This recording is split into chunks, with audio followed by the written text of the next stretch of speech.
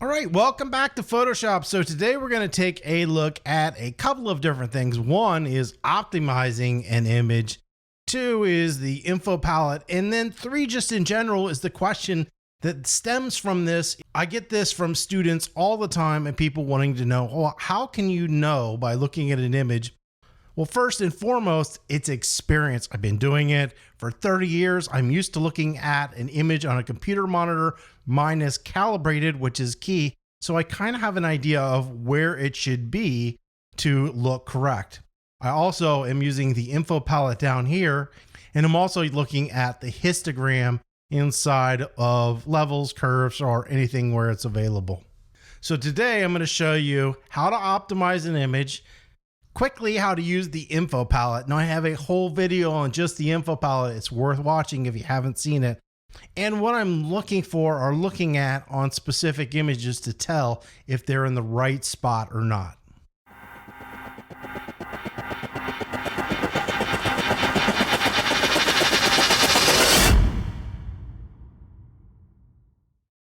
All right, so this is the first image we're going to take a look at. And I can tell you just by looking at it, it is way too contrasty and way too dark. So how can I tell? I'm looking back here. We've got super saturation. We've got what I call blocking. And blocking is the idea, and you see it here, where it's so contrasty that you lose detail. It looks just like a flat two-dimensional object. And we're getting that where it's just green or it's just black. In an image like this, this is not what you're looking for. Down here, it's crunched. We've lost all highlight detail. And our shadow detail is becoming muddy, where it's starting to blend and all look alike. Remember, I'm looking at a 5K monitor. When this prints, the image isn't going to be that good. So these areas down here are even going to blend even more and become more of just a brown, mucky mess. The most important thing I can tell you when toning an image is if you have a highlight value that you don't want to lose, don't go below 2%. So what does that mean? So right here is about the brightest area of this image, and this should be well above 2% because it's not white.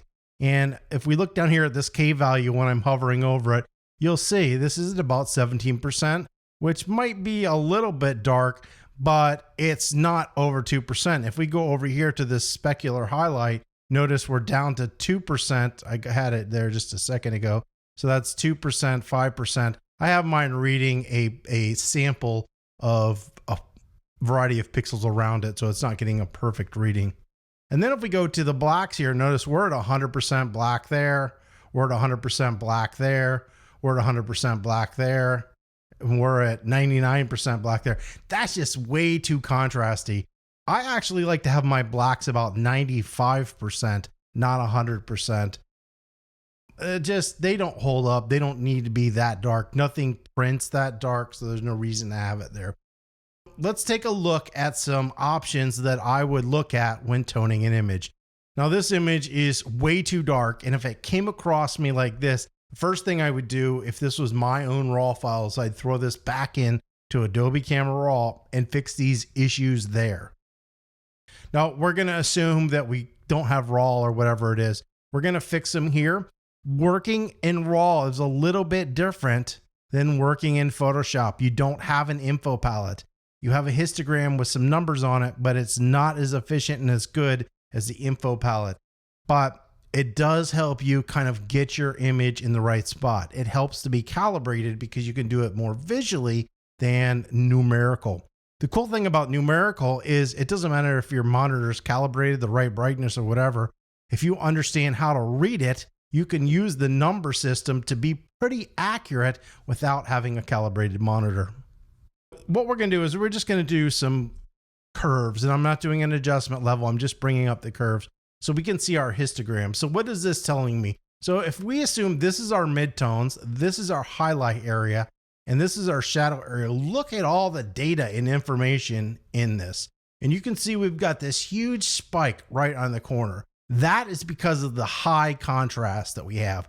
So what can we do with these curves to adjust this image? Well, we're not going to set black and we're not going to set white. I don't set black because that's going to give me 100% black, and I rarely set white because that sets specular white, a white without detail. if I take this dropper and I come over here and set white, well, it's going to set that for white with no detail. You can see down there in that lower corner right here, it was 18% and now it's showing 0. Well, why would you want to remove the detail from your highlight areas? It makes no sense. Setting white is a complete waste of time. So we're going to cancel that. In this case, I'm going to hold the Alt Option key and reset it.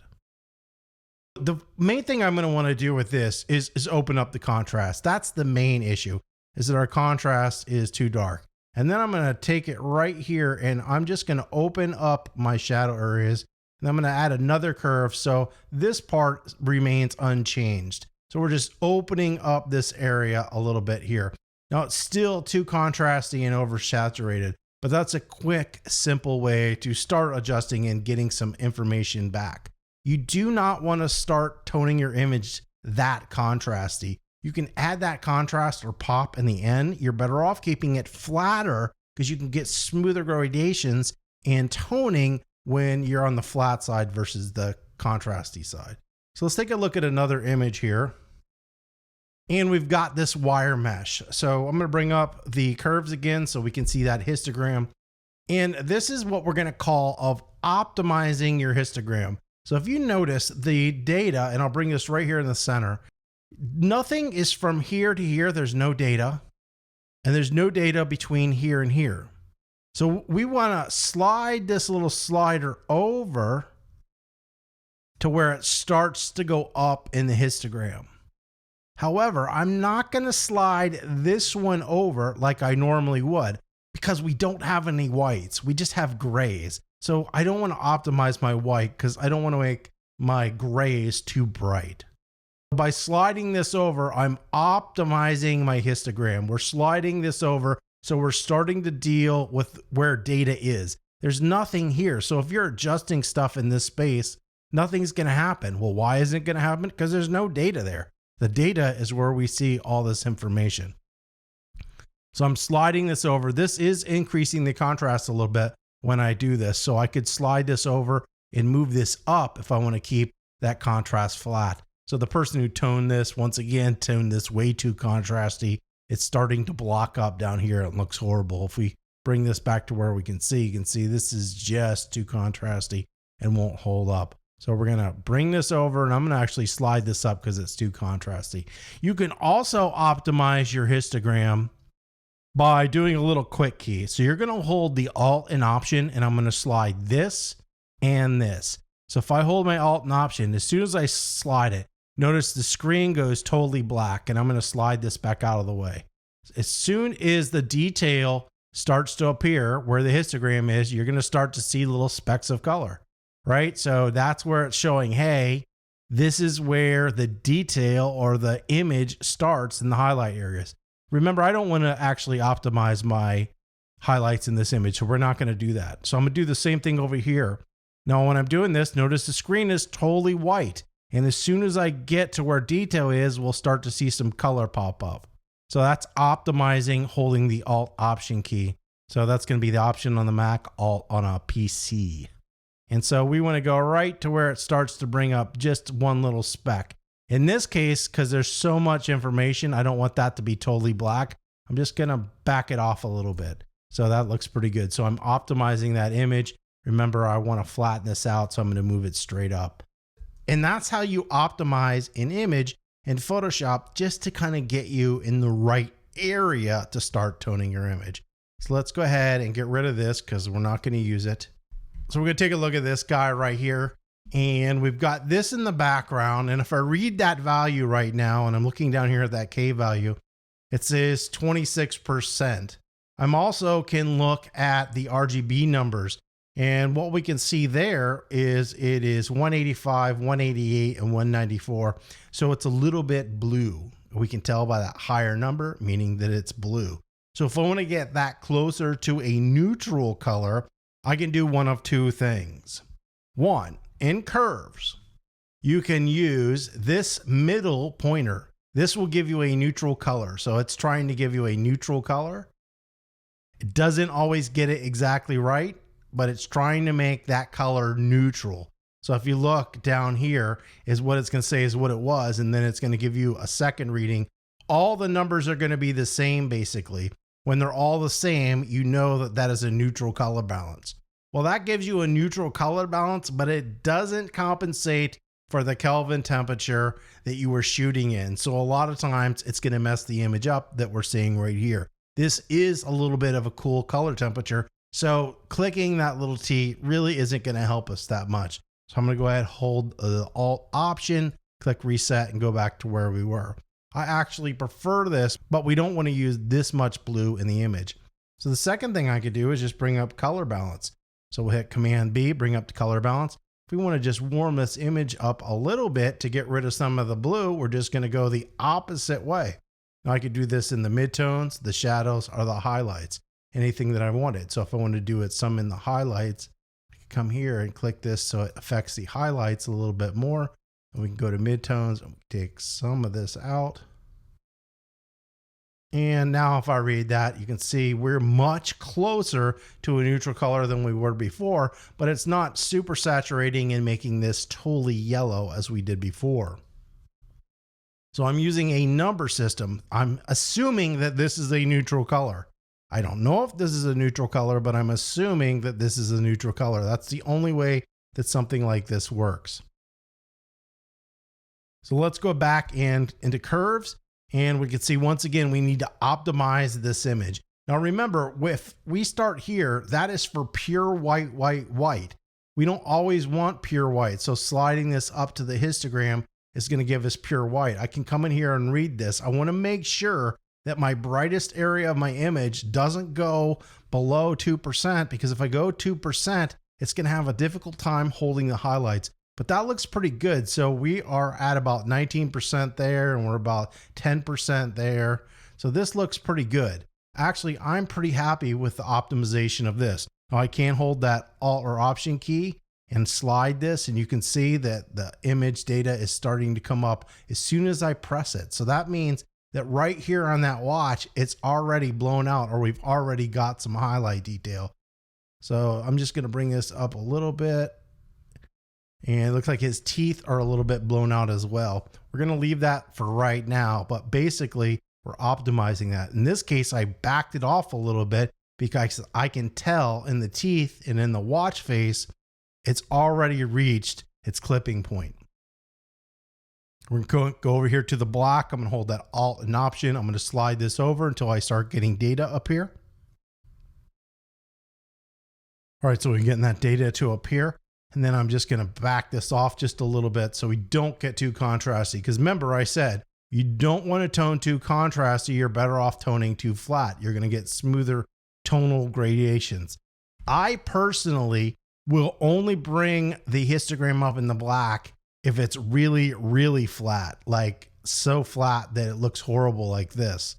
I'll bring that up a little bit. In this case, where this one is, I might bring it up a tad. But I wouldn't normally bring it up the whole way. And the reason is I like to tone really flat. And then at the very end, I'll give it that punch, a contrast like this. I usually do this at the very end. And when I do that, I do a cool little trick. That trick is this. We'll assume that I've toned this image and this is how I want. So when I slide in that little bit of contrast to give this image that pop, I'm bringing in the contrast while I'm also darkening my shadows. So what I'll do is I'll take a point right here and I'll just bring it up just a little bit. So I'm opening some of those shadows back up so they don't get too contrasty and too dark. And we'll say, okay, so this image looks a whole lot better from where we started. So this is where we opened it at, and this is where it's at. Much better image than what we started with. So we've got some pictures of some rocks here, and I will make those bigger so we can see them. And we're going to go into the curves. Now, just because I'm doing this in destructive manner, we can also do the curves over here in an adjustment layer, which I would normally do. But the issue is it's a little bit easier for you guys to see the curve if I just kind of drag it in here so you can see what's going on. So once again, notice we've got some spots before and after the histogram. You can see how flat and gray this is. So we want to bring this in until our highlights start looking good. If our highlights get too bright in areas, you're going to want to back this off. You can hold that Alt or Option key if you have a difficult time telling where the highlights are. You can see nothing's appearing here, so we're not clipping or blowing anything out until we get into the histogram. So we can come just about to where the histogram starts and we should be good. Come over here and we can slide this in. When we start hitting the histogram, you can see those little specks or dots just appearing. We're going to back that off just a little bit. And this contrast level is a lot better than where we were at before. So in this image, this is actually where we started on this. See how flat it was? And then we went to this. So we started here and we went to here. Notice all the contrast and the pop. We're just in a better starting position to tone this image. Now right here, it's getting really bright. And look at this number over here. We're at about 5%. We cannot brighten this area anymore or we're just going to lose the detail.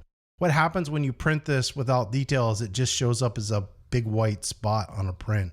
It's not going to look good. So we can start to tone and even the image out at this point.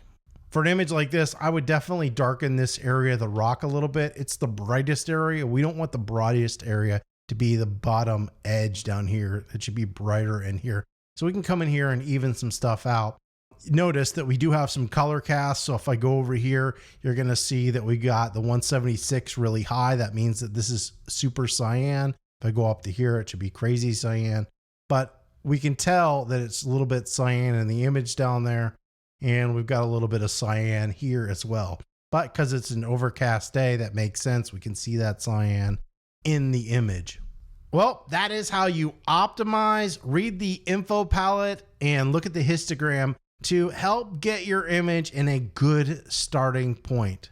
If you found this video helpful, don't forget to give it a thumbs up. If you have any comments or questions, you can leave those below. And as always, don't forget to subscribe.